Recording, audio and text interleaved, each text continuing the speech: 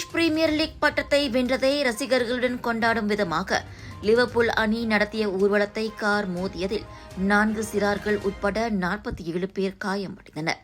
அவர்களில் 27 பேர் மருத்துவமனையில் அனுமதிக்கப்பட்ட வேளை ஒரு சிறுவன் உட்பட 20 நிலைமை கவலைக்கிடமாக இருக்கிறது. சிராய்ப்பு காயங்களுக்கு ஆளான மேலும் 20 பேருக்கு சம்பவ இடத்திலேயே சிகிச்சை அளிக்கப்பட்டது. இதனால் வெற்றி கொண்டாட்டம் சோகமாக மாறியது.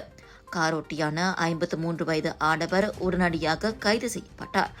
முன்னதாக படுவேகமாக காரோட்டி வந்த அந்த ஆடவர் கூட்டத்தை மோதி தள்ளினார். இதில் பலர் தூக்கி வீசப்பட்டனர்.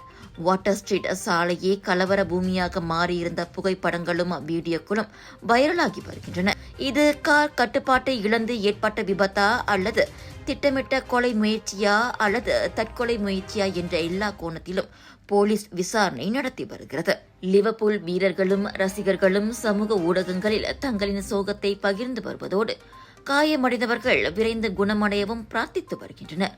டாக்டர் அப்பாராவ் சன்னாசையின் த ரப்பர் எஸ்டேட் பாய், பால்வெட்டியின் மகன், பல்கலைக்கழக விரிவுரையாளரான சுயசரிதை. இவரின் மகள் டாக்டர் நிஷாந்தி அப்பாராவ் கைவண்ணத்தில் உருவான டிவினிட்டி இன் டைவர்சிட்டி 108 இந்து தெய்வங்களின் சுருக்க கதை. தந்தை மகள் படித்திருக்கும் இந்த சிறப்புமிகு நூல்களை உடனே வாங்கி படியுங்கள்.